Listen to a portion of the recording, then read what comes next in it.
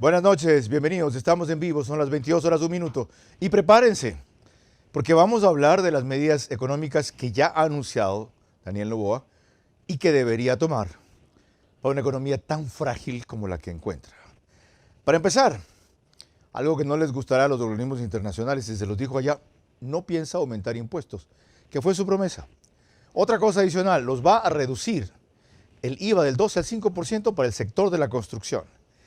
Y en otros casos, para empresas que, como él ofreció, privilegien el empleo joven, también habrán beneficios, flexibilidad, exenciones, incentivos tributarios, como les llaman ahora. ¿Qué piensan de eso una dirigente empresarial, un decano, una facultad de economía y un dirigente sindical? Es lo que vamos a tratar en los próximos 60 minutos.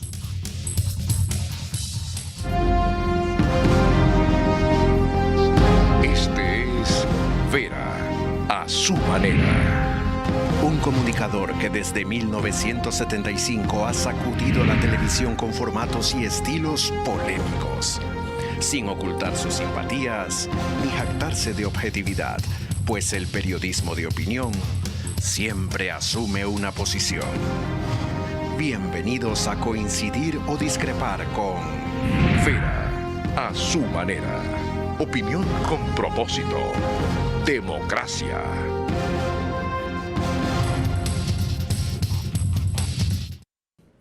Bienvenidos todos, prepárense porque es el segundo programa que hacemos sobre las medidas económicas que debería tomar Daniel Noboa, pero ya con más aspectos concretos. Les dije que hizo un par de anuncios en organismos internacionales y uno adicional implícito.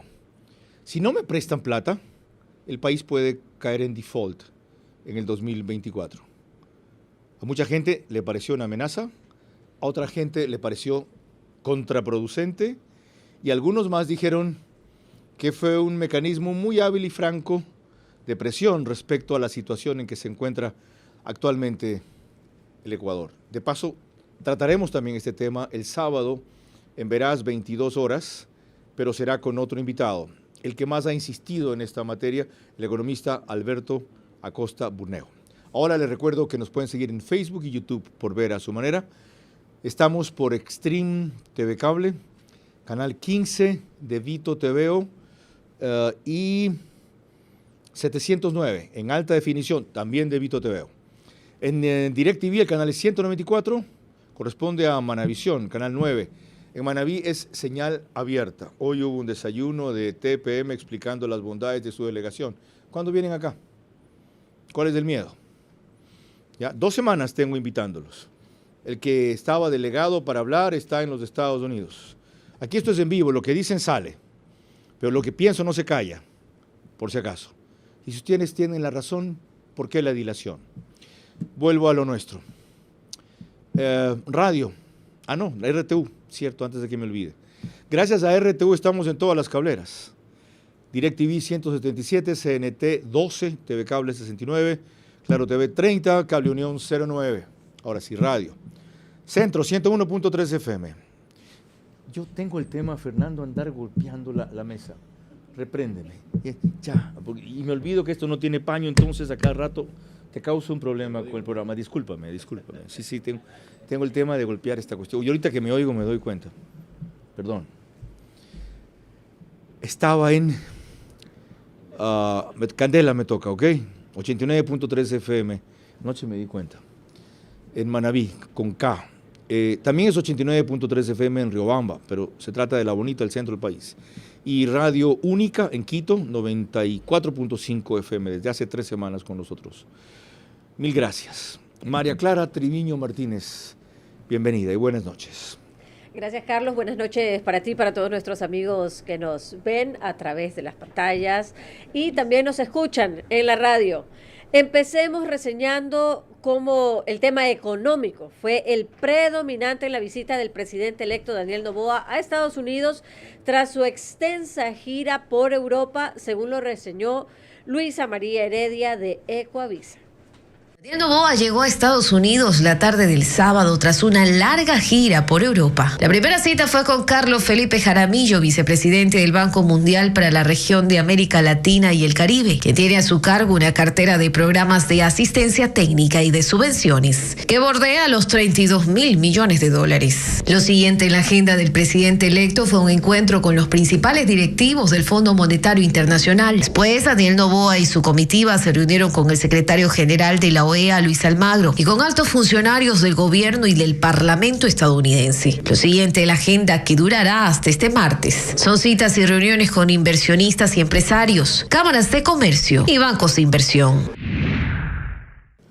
Están de moda los jóvenes y me alegro. El presidente tiene 35 años, nuestro invitado tiene 33. Segundo Camino Mogro es profesor e investigador de la Universidad de Espíritu Santo, economista e ingeniero comercial por la Universidad Católica de Guayaquil, candidato a doctor en Economía por la Universidad Complutense de Madrid. Es muy joven también la ministra de Economía, Sarija Moya, o Saría, no sé cómo se pronuncia su nombre bien, y es igualmente joven la ministra de Energía, preeminencia de mujeres, formidable. Tienen claro que es una dura prueba el encargarle a gente tan joven el país, y yo tengo claro que los experimentados y genios de antes, expertos por doquier, llenos de PhDs y masterados y doctorados, fueron en su mayoría un desastre en este país. Puedo recordar 4 eficientes ministros de Economía: Francisco Suet, Jorge Gallardo, Mauricio Pozo y César Robalino. Para mí, ninguno de ellos, en el momento que fue ministro de Economía, aunque Mauricio Pozo asumió por primera vez cuando tenía 39, creo, excepcionalmente joven. Bienvenido, economista Camino Mogro. ¿Por dónde cree usted que debe atacar la situación económica el presidente Daniel Noboa? A su juicio, ¿cuáles deberían ser las primeras medidas? Bien, muchas gracias por la invitación, Carlos. Las primeras medidas que debería tomar el presidente electo Noboa debería ser conseguir fondos para el Ecuador. Esta consecución de fondos, está bien que haya ido a Estados Unidos debido a que el Ecuador va a afrontar un grave déficit fiscal al cierre del año 2023, y esto va a ser un reto para la ministra de Economía y también para el gobierno de Daniel Noboa. Puntualmente, Ecuador va a necesitar alrededor de $4.500 millones de financiamiento para el año 2024. ¿Cómo conseguirlo? Es una de las preguntas que deberá responder la nueva ministra de Economía. ¿El déficit lo estima en 4.500 millones? 4.500 millones. Y Pablo Arosemena lo estimaba para fines de año en 2.500. Se queda corto en 2.000 debido a que está presupuestándolo alrededor de $3.500 millones. ¿Ya lo subió a la actualidad está en alrededor de $2.500 millones. ¿Y sería de 4.500, dice usted, a lo que concluye el ejercicio fiscal? Por supuesto. Del lado de los ingresos, por ejemplo, tenemos alrededor de $594 millones de retardo en recaudación de impuestos de lo presupuestado. Hay que entender que la cantidad de dinero que tenemos presupuestado, según el presupuesto general del año 2023, es lo que esperaríamos recolectar de impuestos. A pesar de que la recaudación tributaria está en alrededor de $3.500 millones y ha habido un incremento del 2,5%, todavía no llegamos al nivel de lo presupuestado, tal como está en el presupuesto general del Estado. Esto va a generar un desfase. ¿Cuánto se esperaba recaudar? ¿18.000 millones de dólares? Alrededor de $18.000 millones. ¿Y vamos a recaudar efectivamente? Es probable que tenga un desfase de $1.000 millones. O sea, 17.000. Eso sumido al niño, aumento del gasto público salvo este mes que recién lo restringieron. ¿Qué otras cosas? Bueno, también hay tan grande el déficit. ¿La caída del precio del petróleo? La caída del precio del petróleo tiene un desfase de alrededor de $900 millones. Esto ha generado un grave problema fiscal que pudiese terminar en alrededor de $4.500 millones de déficit. ¿Y cree que la premonición que hizo el presidente, o me prestan plata, en otras palabras, por supuesto, o podemos caer en default, es exagerada? A mí no me parece exagerada, me parece que tiene mucha lógica y tiene mucha razón. Si no conseguimos financiamiento, Ecuador va a presentar graves problemas fiscales para el año 2024 y para esto hay que tomar medidas urgentes. En eso entraremos enseguida con una representante empresarial, Mónica Heller, quien es presidente de la Cámara de Comercio de Quito, y con un representante sindical, José Villavicencio, del FUT. Pero antes un aporte adicional, María Clara. Veremos que las complejidades de la situación económica mezclada con la situación política, además, que enfrentará Daniel Noboa, fueron muy bien resumidas por el economista Larry Yumi Banda, quien dirige el Foro Económico de la ciudad de Guayaquil. Revisando, por ejemplo, el tema de la deuda a largo plazo que tiene el país y en algunos casos llega hasta el 2056 aproximadamente, o sea, hay desembolsos muy fuertes para lo que se viene para el 2024. Solamente para el 2024 estamos hablando de amortización de deuda de aproximadamente 2.500 millones de dólares. Ese escenario se complica para el 2025 porque ya hay que pagarle al FMI. Al FMI hay que pagarle más o menos promedio de 1.000 millones de dólares durante casi 5 años, del 2025 hasta el 2030. Entonces, hay una presión, por eso que en la declaración que hace Daniel Noboa de que si no puede conseguir el financiamiento, la economía ecuatoriana podría caer en default en el 2026-2027. ¿Qué significa no pagar la deuda? El Ecuador prácticamente va rumbo a un decenio perdido. 2015 hasta el 2024, prácticamente casi 10 años de estancamiento económico. Imagínense si se nos cae el precio del barril de petróleo, que está más o menos en $80 promedio del barril WTI. Sería peor la situación y también va a depender mucho de la intensidad del fenómeno del Niño. Son escenarios muy sensibles que tiene el gobierno de Noboa. Esperemos que se lleguen a acuerdos también en la Asamblea Nacional, porque se necesitan reformas que vayan dentro del marco de la Constitución, pero que también necesite el apoyo político de las diferentes bancadas en la Asamblea. Reformas, en este caso, la ley de hidrocarburos, reformas en tema laboral, reformas en lo que tiene que ver con la ley de atracción de inversiones, y entonces hay varios mecanismos todavía que tiene que lidiar el próximo gobierno de cara a las próximas semanas. Con esto último entenderán por qué es tan importante un mínimo de gobernabilidad con la Asamblea, tema que ya tratamos ayer y no dejaremos. Antes de ir con Mónica Heller, una acotación adicional. Tan pronto hizo la declaración que comentaba Daniel Noboa, no estoy seguro que dijo que el 2026 sea el default, sino que tan pronto como el 2024, por si acaso, lo voy a verificar. Larry Yumi Banda habla de 2026, 2027. Bueno, pues tan pronto hizo esa declaración, no en las palabras que cité, ya lo vamos a oír hablar en inglés, el riesgo del país, el riesgo país subió. Mónica Heller, bienvenida, buenas noches, gracias por aceptar la invitación. Con este panorama, ¿por dónde deberían ir las medidas económicas del gobierno? Gracias por la invitación, es un gusto y un honor. Creo que lo primero es tener claridad de los números, es decir, tomar decisiones sin la información es muy difícil. Hemos elucubrado, los expertos predicen unos números, el oficialismo dice otros. Yo creo que lo primero es que tiene que haber transparencia fiscal. Tenemos que saber cuál es la situación del país, cuál es el déficit real y en función de ese número exacto, o por lo menos aproximado, tomar unas medidas que sean congruentes a corto plazo y que permitan proyectar a largo plazo. Creo que hay algunos temas. Mónica, ¿significa que usted no le cree al ministro de Economía? Porque él ha dado los indicadores de cómo estamos y vamos a estar. Y usted dice, primero hay que saber esto con transparencia. ¿No le cree? Mire, para mí hay una incongruencia entre lo que dicen algunos de los expertos y lo que dice el gobierno. El que está afuera no puede saber cuál es la verdad, pero no deja de ser cierto que incomoda esta dualidad entre los unos y los otros. Para tomar medidas hay que saber con exactitud cuál es la situación. Y creo que hay que hacer una valoración de algunos de los elementos, es decir, estamos en el nivel más bajo de extracción petrolera de los últimos 10 años. Yo creo que ese es uno de los factores que hay que analizar con suma urgencia. ¿Por qué? ¿Qué pasó? ¿Cómo recuperar esa capacidad? Porque el precio no lo controlamos, pero la capacidad y la cantidad sí.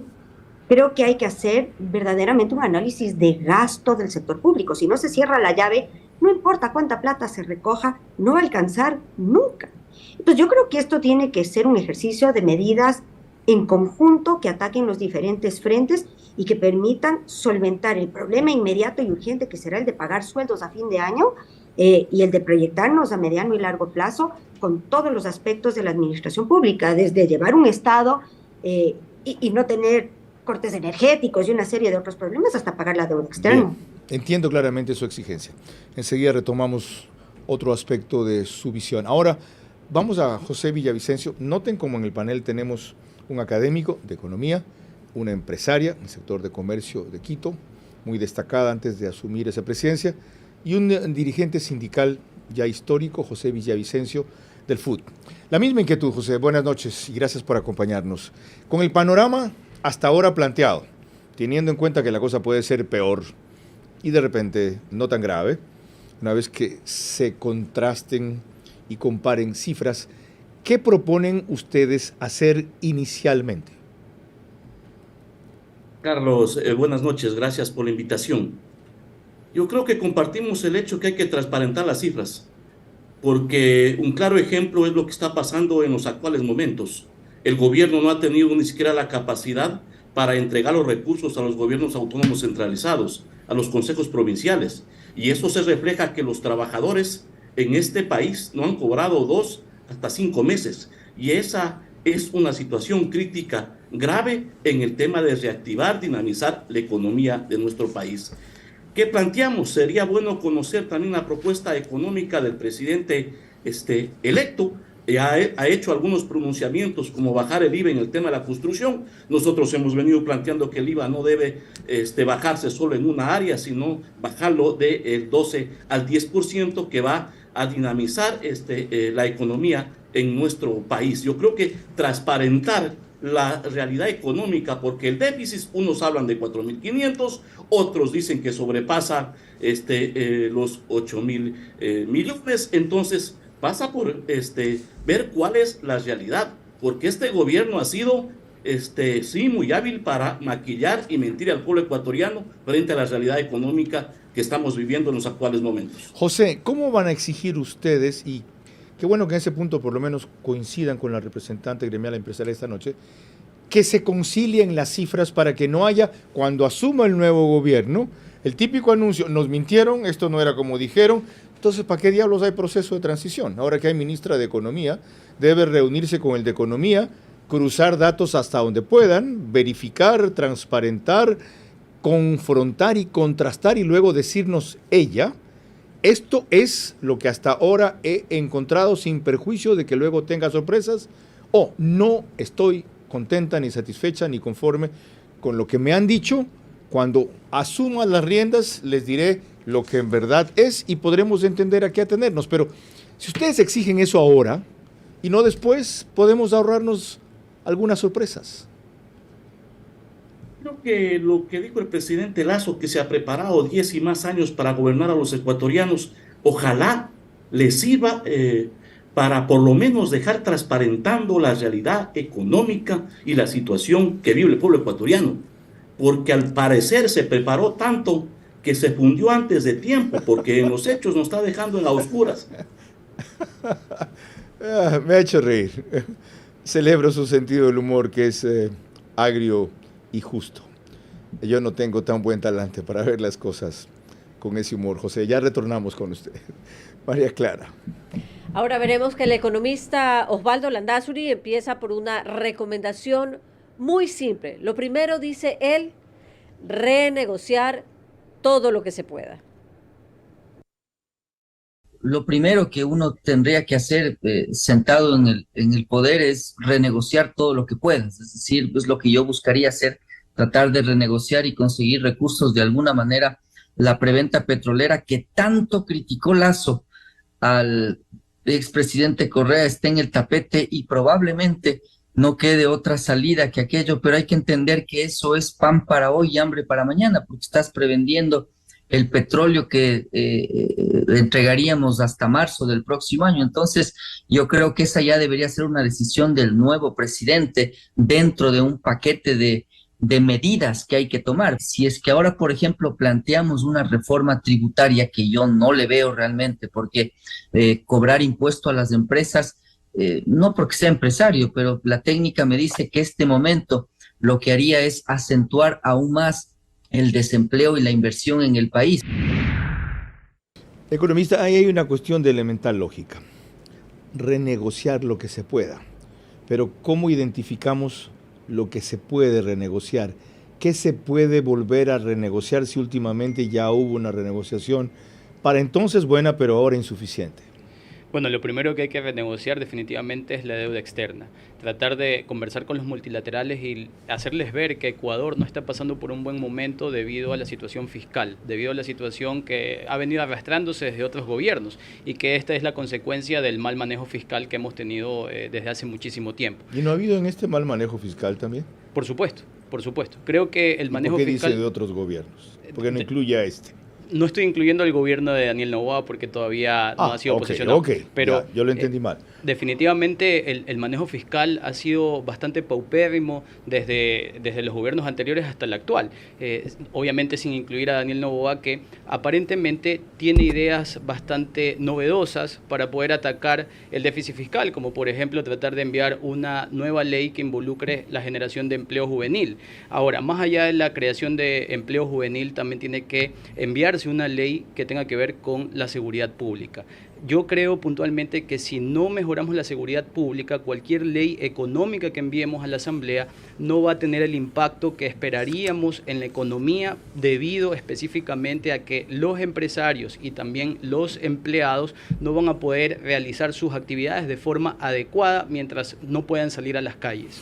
Mónica Heller, con toda seguridad, si la situación es como nos dicen y probablemente peor, la primera medida será, aunque Daniel Noboa la ha descartado, incremento de impuestos, porque es lo que más rápido te genera ingresos.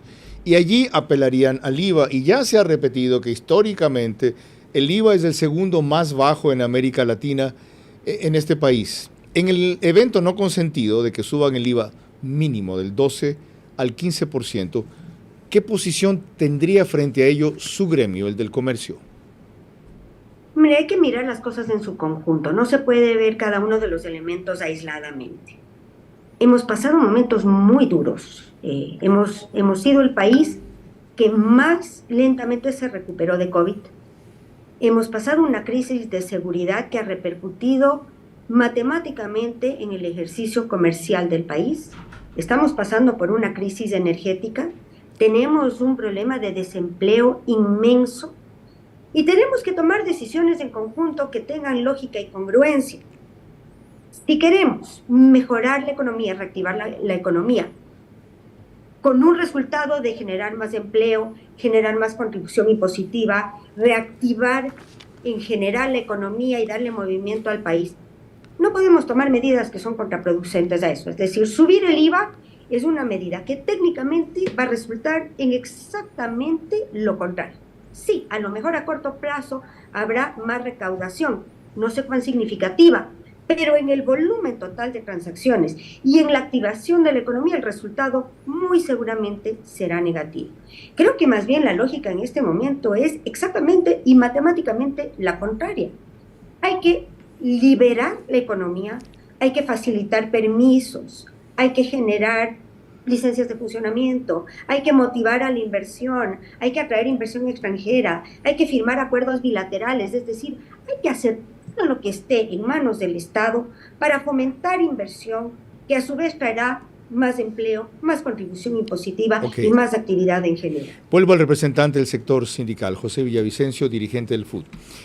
¿Qué tal otras dos medidas que se han sugerido? Ante la crisis eléctrica, por ejemplo, algo urgente de hacer y sería ideal que este gobierno lo deje replanteado, el próximo lo puede ratificar o lo puede cambiar, es modificar el pliego tarifario, en donde hay empresas a quienes se le está cobrando 5 o 6 centavos del kilovatio hora sin que cumplan el compromiso que tuvieron cuando se les dio esa tarifa preferencial. Eran 40,000 en el Ecuador, se han beneficiado 150 por este concepto y no trabajan 24 horas como decían, y si lo hacen, sobre todo en horario nocturno, no han generado el empleo al cual se comprometieron. Entonces, revisar el pliego tarifario, incrementándolo a sectores industriales bollantes, ¿ya?, en donde sus costos van a crecer, pero no al extremo de llegar a disminuir gravemente su rentabilidad. Y por otro lado, se reclama disminuir el gasto público, no la inversión pública, con la repercusión en la capacidad de empleo de la burocracia,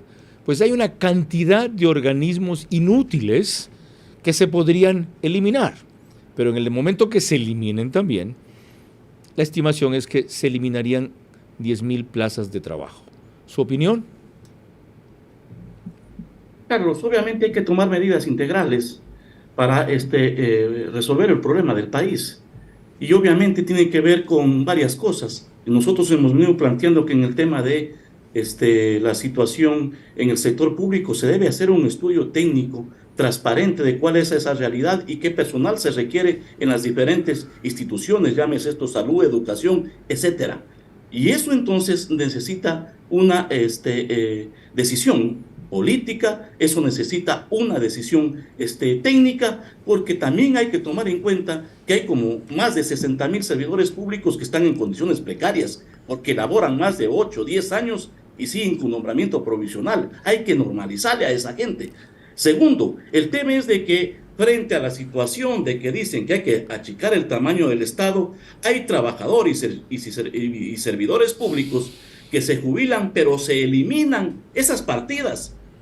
Y entonces eso también no permite que los nuevos profesionales, que los nuevos jóvenes tengan derecho también a servir en las instituciones públicas. Entonces hay que hacer un estudio y no tomar medidas por tomar, porque se dice, para poner un ejemplo, que en el tema del seguro social hay un exceso de 10,000 y más trabajadores y servidores, pero si usted va a emergencia tiene que esperar 3-4 horas porque dice que no hay médicos, no hay personal para que atienda. Okay. Esa es la realidad. Enseguida vuelvo con usted, José. Formidable la aportación que están haciendo 3 visiones distintas de un mismo tema. Las medidas económicas que debería tomar Daniel Noboa, y los 3 empiezan por un reclamo. Primero, un diagnóstico completo, o sea, sepamos la real situación económica en la que estamos. Para eso, la próxima semana va a estar aquí todo el programa Pablo Arosemena, quien hoy aceptó la invitación, pero tiene pendiente fijar la fecha. María Clara. Cuando volvamos, precisamente la opinión de Pablo Arosemena, ministro saliente de Economía, más los criterios de nuestros invitados vía Zoom, la doctora Mónica Heller, presidente de la Cámara de Comercio de Quito, y José Villavicencio, presidente del Frente Unitario de Trabajadores FUT, que nos siguen acompañando como panelistas vía Zoom. El frágil estado en el que el presidente Noboa recibirá la economía es una oportunidad y no un obstáculo para medidas eficaces, pues lo popular es irresponsable, desde luego, poniendo la mayor carga en quienes mejor puedan llevarla. Vera a su manera, crítico e independiente. El país no aguanta más, ni estamos para aguantar a nadie más que venga aquí con odio, revancha, demagogia, venganza, en vez de propuestas prácticas para después de año y medio simplemente estar un poco mejor. Y de allí seguramente pensar en 4 que nos permitan despegar. Enseguida les voy a referir el mensaje que envía el presidente Guillermo Lasso a propósito de los temas que estamos tratando aquí. Prefiero que pongamos el gráfico luego como soporte a lo que voy a informar. Antes les recuerdo que el reprise de este programa es 48 horas después en OnePlus, canal 14, el mismo número, 14, en las 3 cableras que lo reproducen luego. Extreme TV Cable, CNT y Claro TV. De paso, CNT el año pasado tuvo $47 millones en pérdidas. El año 2018, 165 en excedentes. En las empresas públicas no se habla de utilidades. Ahora sí, el periódico digital Ecuador en Vivo lo reproduce a lo que concluye el espacio, y en Estados Unidos nos está siguiendo la colonia ecuatoriana suscriptora de este sistema por Macro Digital, y gran parte de la colonia latinoamericana también. María Clara. Veremos que una reciente entrevista concedida a Radio Centro de Pablo Arosemena, el ministro de Economía saliente, dijo que las disyuntivas del gobierno entrante pesaban por las salidas económicas, con el fondo o sin el fondo, que ambas tenían ventajas y riesgos, pero que él se inclinaba por la primera. Tú tienes una decisión que hay que tomar, y es la siguiente administración quiere, esto es como una Y, hay un camino que tienes que elegir, con fondo monetario o sin fondo monetario. Entonces, esa es una decisión que hay que tomar, mientras antes mejor. Este fue el gobierno que logró culminar con éxito un programa con el fondo. Eso no había pasado en más de 20 años. Entonces ya lo terminamos, perfecto. Ahora, hay la posibilidad de conseguir los recursos que quieres en un combo, en un programa conjunto entre el fondo y los multilaterales. Es decir, los multilaterales que ya te van a dar plata te darían más, y el fondo te daría una plata que hoy no te está dando porque no tienes un programa. Ok, pero ese camino, ese billete viene con grillete. viene con salidas al pizarrón y viene con deberes, digamos. Entonces tienes que saber si vas a tener la capacidad política para poder articular eso. Fácil decirlo, difícil ejecutarlo, pero eso es un camino. Y el otro camino sería, no estás obligado a ir al fondo, es una decisión soberana de cada país, pero entonces vas a tener que parar la olla con los recursos internos y con el financiamiento multilateral, más alguna otra operación que puedas hacer gobierno a gobierno. Fíjense lo que el presidente de la República informa a propósito de lo que estamos tratando. Sostiene en el primer gráfico que van a ver de barras: luego de reducir 15 impuestos en mi periodo de gobierno, hemos logrado incrementar la recaudación tributaria en 28%, comparada con el año 2019, prepandemia, y 47% comparando el 2023 con relación al 2020. Este resultado es consecuencia de dos factores: uno, crecimiento económico, y dos, mayor eficiencia del SRI en los procesos de recaudación. En un segundo gráfico, en cambio, el jefe de Estado detalla: hemos reducido y eliminado 15 impuestos, los pueden ver ustedes en ese gráfico, los del 2022 y los del 2023. Dicho esto, economista, volvamos a lo que planteaba Pablo Arosemena. ¿Con el fondo o sin el fondo, el nuevo programa de gobierno para tener más financiamiento? Bueno, con el fondo tienes dinero disponible inmediato. Sin el fondo tienes la opción de colocar bonos en el mercado internacional y sabrá Dios si realmente nos van a comprar esos bonos. Básicamente el viejo país está en alrededor de 1.749 puntos. La tasa de interés a la que deberíamos pagar esos bonos, el interés que debería pagar el gobierno 12%. ecuatoriano sería alrededor de entre el 12 y el 14%, es sumamente elevado. Entonces, me parece que el llamado a los multilaterales en este momento, llámese Fondo Monetario Internacional, Banco Mundial, Banco Central Europeo, Banco de China, etcétera, es necesario. ¿A qué mecanismo se refiere usted que con el fondo podremos disponer de plata de inmediato?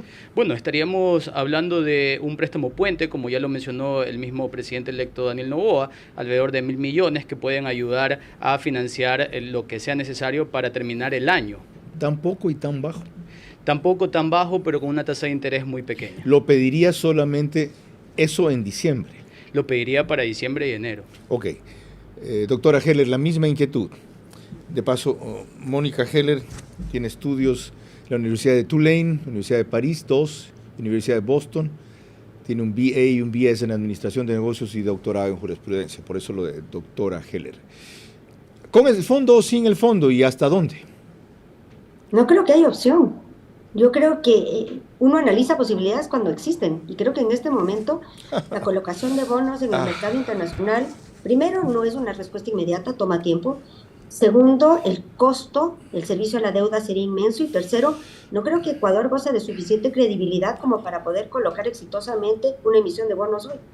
Entonces creo que no hay opción. Creo que hay que recurrir a los multilaterales, hacer lo que hay que hacer, ajustar lo que hay que ajustar y tomar este dinero para poder, por lo menos, sobrellevar la crisis urgente y tomar medidas a mediano y largo plazo. Deme una idea de qué ajustar, lo que hay que ajustar, porque se termina siempre ajustando a los más débiles, o se dice que a los más fuertes, pero los sectores más pudientes trasladan en sus costos simplemente el incremento que les imponen a ello por cualquier vía. Tengo que contestarle en varias partes. Lo primero es decirle, creo que hay muchísimas herramientas en el camino. Creo que se debe formalizar a los informales y ampliar la base recaudatoria.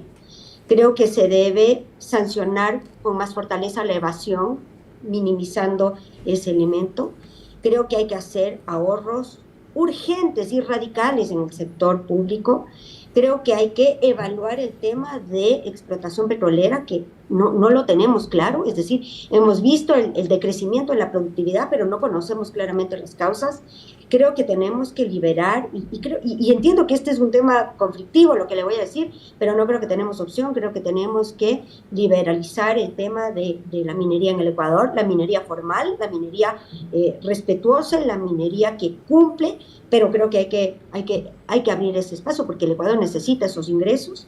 Es decir, creo que hay una gama grande de medidas que hay que tomar. Gracias. Y no creo que eso, para contestarle su última acotación, No puedo estar de acuerdo con usted en que los que normalmente son gravados, que en este caso resulta que son el sector productivo, simplemente trasladan ese costo. El sector productivo ha asumido grandes impactos tributarios en los últimos años, está pagando una carga tributaria importantísima, la más alta de la región, y creo que estamos claros de que ese es el límite de lo que se puede hacer en términos de lo que aguanta la estructura productiva. Si se le carga más al sector productivo, muy seguramente veremos más cierres de empresas, que de hecho ya los estamos viendo con la crisis energética. Okay. Las pequeñas empresas están cerrando y en la medida que haya más carga tributaria al sector productivo, será menos viable que sigan funcionando. José Villavicencio, usualmente ustedes han estado opuestos a cualquier tipo de entendimiento con el Fondo Monetario Internacional. Una primera cuestión parece inevitable, ese préstamo puente de 1.500 millones de dólares, pero indudablemente el fondo no hará más si no se firma un nuevo programa de largo aliento con ello. ¿La solución pasa por ahí o ustedes tienen alternativas más creativas y eficaces? A ver, este gobierno ha sido buen alumno con el Fondo Monetario y las multilaterales y ha perdido el año con el pueblo ecuatoriano, primera cosa. Segundo, nosotros ratificamos el tema de bajar el IVA al 10%. Tercero, es el tema petrolero, no únicamente en la producción, sino en el tema de los precios. Un cuarto aspecto es cobrar, no solo sancionar a los evasores de impuestos, que según la CEPAL son 7.600 millones de dólares. Otro elemento es revisar en qué condiciones se va a firmar o firmará el nuevo gobierno los contratos con Claro y Movistar, que ustedes conocen, la ciudadanía conoce, están prorrogados si cabe el término. Entonces son aspectos que se puede ejecutar y que son alternativas al Fondo Monetario Internacional, porque más deuda con las multilaterales, con el Fondo Monetario Internacional y sobre todo que las condiciones que pone las pagan los trabajadores y los pueblos, nosotros consideramos que no son las alternativas para resolver la situación del país. José, eso tiene un problema, aunque produce los resultados que usted dice a largo plazo. Nuestra urgencia es a corto plazo, para variar, lo de siempre. Y dentro de eso me extraña que ustedes no reiteren algo que ha sido parte de su plataforma, que es combatir la corrupción. Acabo de estar en El Salvador y constatar cómo se hace tanto con tan poco. El presupuesto de ese país está por los 12.000, 13.000 millones de dólares. Claro, tiene apenas 6 millones de habitantes, es la quinta parte de nuestro territorio, etc. Pero ahí aplican una norma, aparte de lo que se conoce en seguridad. Donde no se roba, alcanza para todo. ¿Por qué no destacar, ahora que estamos en esta crisis eléctrica que debía haber costado máximo 320 millones de dólares y va a terminar costando 1.000 millones de dólares, más que por ineptitud, por corrupción del sector eléctrico? ¿Por qué no le ponen énfasis a ese tema? A ver, nosotros en nuestra plataforma de lucha está el combate a la corrupción. Y nosotros hemos planteado claramente que la nueva asamblea debe entender su rol, que es legislar y fiscalizar. Porque hay que recordar al país también que este gobierno estuvo a punto de ser destituido por estar involucrado en actos de corrupción, aduanas, Petroecuador, el tema del Ministerio de Agricultura, el tema del Gran Padrino, etc. Entonces, la Asamblea debe entender cuál es su papel, legislar y fiscalizar, y entonces pasa por eso, porque obviamente la institucionalidad está corrompida, porque se institucionalizó la corrupción en la época del correísmo, y eso se tiene que combatir, y eso se tiene que acabar, porque hay corrupción en la justicia, hay corrupción en el Seguro Social y en otras instituciones que lamentablemente se llevan la plata de los ecuatorianos. Así que nuestra bandera o parte de nuestra plataforma de lucha ha sido el tema de combatir la corrupción. Gracias, José. Y lo que se dirá es que esto también solo genera resultados a corto plazo. Mentira.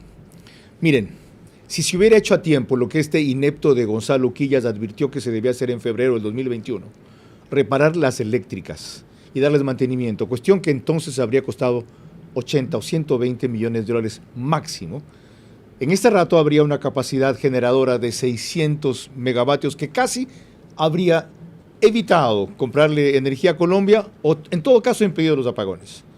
80 o 120 millones de dólares. Vamos ya por 320 y vamos a terminar en 1.000. Hay 3 semanas para decidir en este momento crucial qué van a hacer con el sector eléctrico. El gobierno entrante va a permitir que el gobierno saliente, que debe tomar medidas en 3 semanas, ahora que ya tienen ministra de Energía y conoce el sector, lo haga sin por lo menos su opinión o su advertencia? ¿Saben cuánto podemos ahorrar ahí? $700 millones. ¿Saben de quién es el atraco? De los que no resolvieron esto a tiempo para traer a sus amiguitos de Carpower, las carpazas y todo lo... barcazas y todo lo demás, barcazas. Y luego trasladarle la pelotita a la empresa eléctrica porque no tenían el coraje ni la cara de ellos tomar la decisión. Ahí está lo que ahora se puede ahorrar. Casi golpeo la mesa otra vez y te hago uy. Qué indignación. O sea, la corrupción no es una entelequia que sí, claro, hay que combatirla a todo el mundo, pero eso es a largo plazo. No es cierto, lo acabo de ver en El Salvador. ¿Ok? María Clara. Cuando volvamos, las sorprendentes declaraciones que hizo el presidente electo Daniel Noboa a los medios internacionales en su reciente visita por Estados Unidos. El frágil estado en el que el presidente Noboa recibirá la economía es una oportunidad y no un obstáculo para medidas eficaces, pues lo popular es irresponsable, desde luego poniendo la mayor carga en quienes mejor puedan llevarla. Vera a su manera, crítico e independiente. El país no aguanta más, ni estamos para aguantar a nadie más que venga aquí con odio, revancha, demagogia, venganza, en vez de propuestas prácticas para después de año y medio, simplemente estar un poco mejor. Y de allí seguramente pensar en 4 que nos permitan despegar. En 15 minutos serán las 23 horas. Mañana tendremos aquí 3 invitados de Guaya Fest, Festival de Cine que empieza en el Hilton Colón este miércoles. No se lo pierdan. Asistir a las películas, todas se exhibirán solo allí, es carísimo. ¿Saben cuánto cuesta? $1. $1 como entrada simbólica. Entre los documentales ecuatorianos va a estar el de Iván Vallejo, realizado por Sebastián Cordero. Y la temática central es dedicada al cine colombiano. Viene, ¿cómo se llama, Carolina?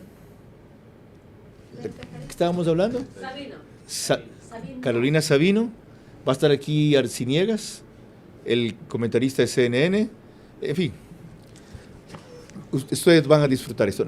No sé, deja de vacilar. Me invitaron a la alfombra roja, pero ni siquiera voy a ir a la alfombra. No más faltaba. De estrella termino en estrellado. Expreso, primera plana de mañana. El plan económico de Noboa trae consigo un nubarrón de dudas. Fíjense lo que estábamos hablando. Juntos en la lucha contra la delincuencia. Tumbaco contaminada por los malos dolores. Miller, más dudas que certezas. El jugador de Melec y el duro camino del nuevo Contralor. Felicitaciones, Mauricio Javier Torres. No baje la guardia. La Asamblea no lo va a querer posesionar. El Universo. Nuevo Contralor propone hacer auditorías forenses. Finanzas responde a Congope y da cifra de pagos. Se ejecuta plan para chatarrizar en Quito. Hay daños por el último sismo, especialmente en La Manada, Cotopaxi, y clases virtuales en plantel de Durán, donde alumnos sufrieron heridas de bala. Qué increíble esta historia. El diario Manabí, segundo robo de armas a la policía. En Santana, ladrones se llevaron 45 armas de las instalaciones policiales. En la madrugada, 2 mujeres participaron en el hecho delictivo. En Puerto Viejo, en julio del año anterior, también robaron armas de una UPC. Daniel Noboa asegura que bajará impuestos a la construcción para generar empleo, lo que estamos tratando. Y El Niño y sus lluvias llegarán en 7 días. María Clara. Ahora empecemos este tercer bloque escuchando en inglés los términos en el que el presidente electo Daniel Noboa se refirió a su posición o a la posición del gobierno ante el legislativo, ante la fiscal de la nación y los principios éticos, algo que sin duda tendrá una importante repercusión en la gestión económica. La asamblea no es fácil, es un ejercicio de paciencia. Trabajé allí durante 2 años y probablemente fue la asamblea más compleja de todas. Cumplir la palabra, eso es para mí lo primero. Los principios no son negociables. Por ejemplo, esto se mencionó públicamente varias veces. Puedo decirlo de nuevo. No permitiré que ninguna organización política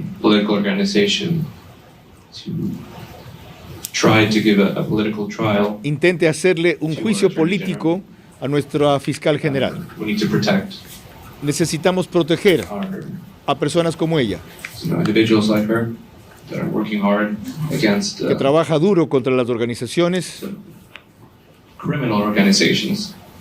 criminales que operan en el país.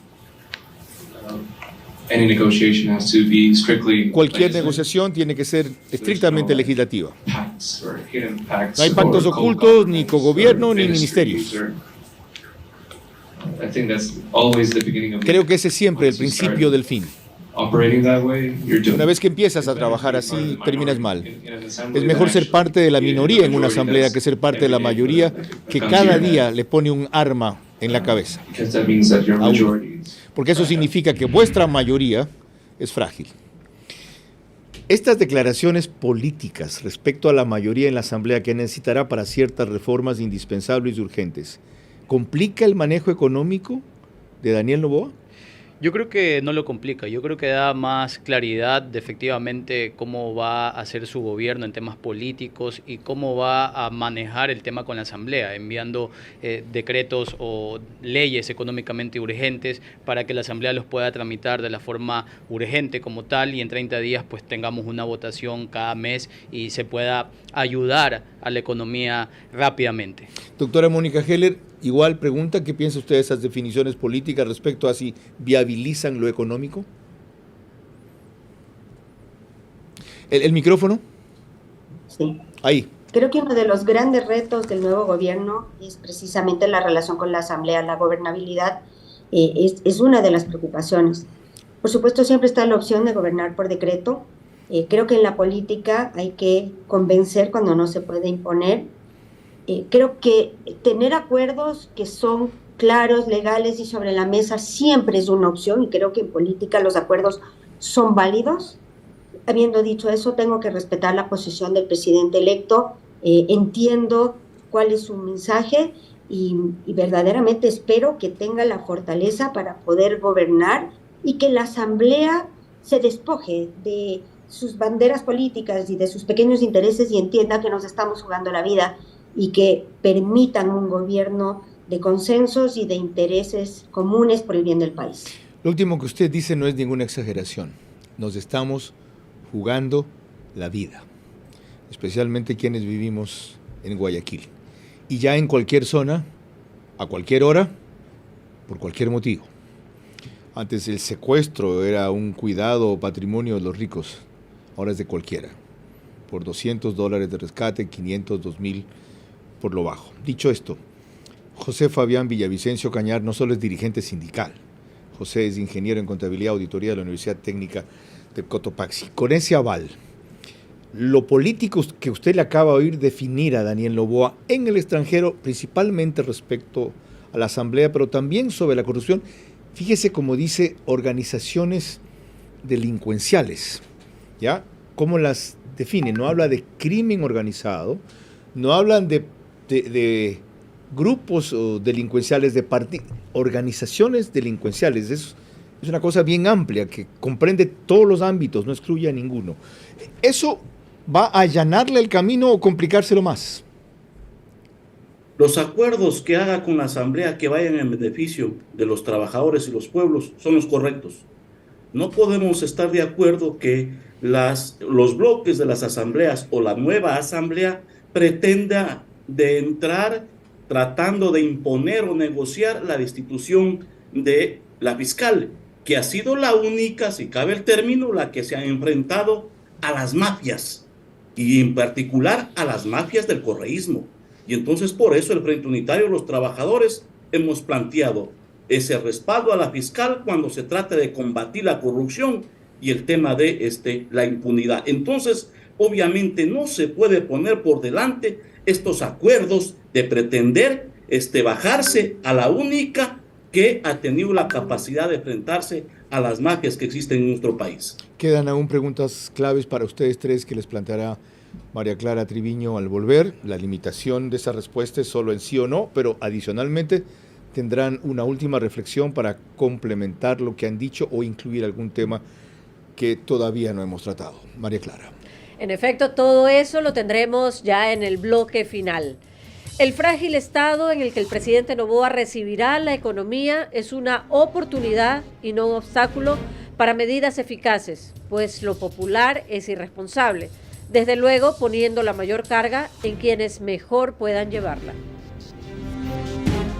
Vera a su manera, crítico e independiente.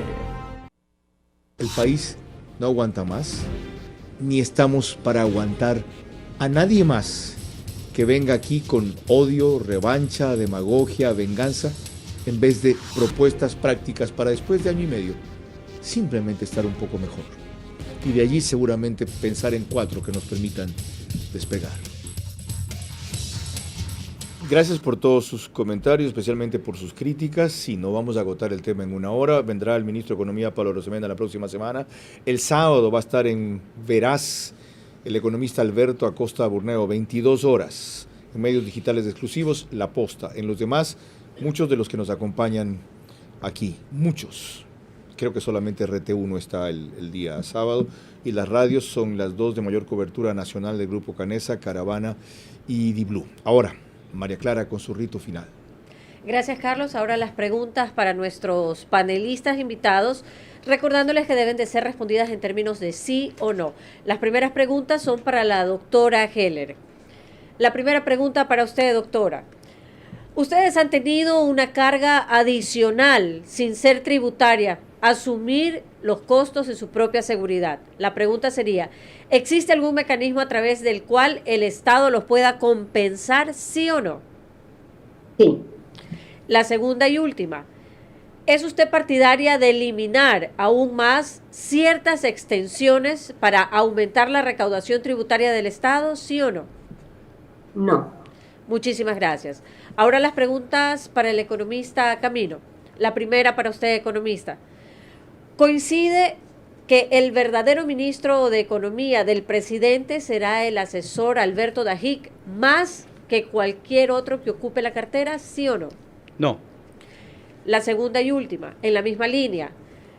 ¿Diría usted que el verdadero ministro de Economía en estos 2 años y medio ha sido el presidente Lasso más que los 2 que estuvieron frente a esta cartera, sí o no?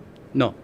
Muchísimas gracias. Ahora las preguntas para el ingeniero Villavicencio. La primera para usted, ingeniero. La clase de discrepancia que ustedes han tenido con el gobierno ha sido permanente, incluso con el de Rafael Correa. Más que organizar o realizar movilizaciones, ¿creen ustedes apropiado presentar un plan alternativo de medidas económicas, sí o no? Sí. La segunda y última. ¿Van a seguir negándose ustedes a nuevas reformas de contratación laboral sin precarización, pero sujetas a menores cargas que las actuales, sí o no? No. Muchísimas gracias. Carlos. Para los 3 en el mismo orden, su última reflexión. Doctora Heller. El micrófono otra vez, por favor.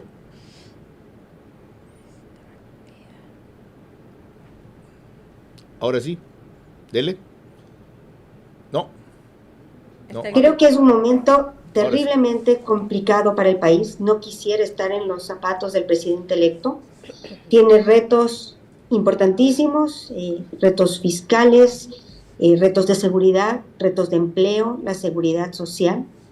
Creo que va a tener que priorizar su trabajo porque son apenas 18 meses y creo que además es importante pensar en una reelección, lo cual le pone en una disyuntiva de lo popular versus lo necesario.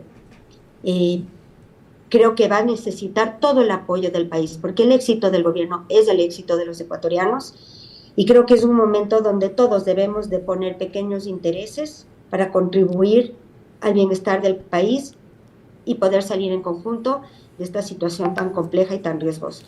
Muchas gracias. Economista segundo, Camino Mogro.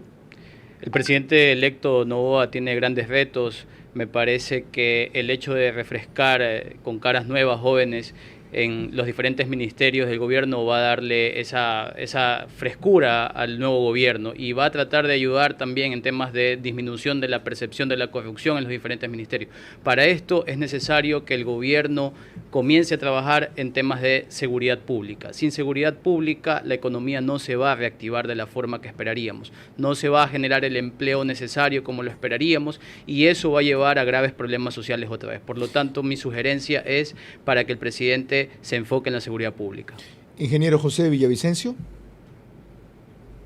El presidente electo debe comprender de que combatir el narcotráfico, la delincuencia común y organizada, tiene que estar acompañado de un plan social, porque esa deuda social que se ha agudizado por las decisiones de los últimos gobernantes tiene que ser resuelta. Entiendas eso en el tema de generar empleo, el tema de la educación y la salud, que deben ir acompañados de este plan de darle seguridad a los ecuatorianos, los trabajadores. Las organizaciones sindicales continuaremos obviamente entregándole propuestas y alternativas al pueblo ecuatoriano para salir de la crisis económica, porque consideramos que sí es posible cambiar de rumbo y la realidad de todo el país. Gracias a todos ustedes por su extraordinario aporte. Mi opinión ya la conocen y ha sido clara a lo largo de este programa. Considero innecesario reiterarla, más aún tras lo escuchado a nuestros invitados. María Clara. El día de mañana a las 22 horas en vivo estaremos acompañados de actores y directores que participan en el Festival de Cine Guaya Fest, que se inaugura este miércoles en el Hotel Hilton Colón. Así que por ahora, gracias por su gentil compañía. Que pasen buenas noches.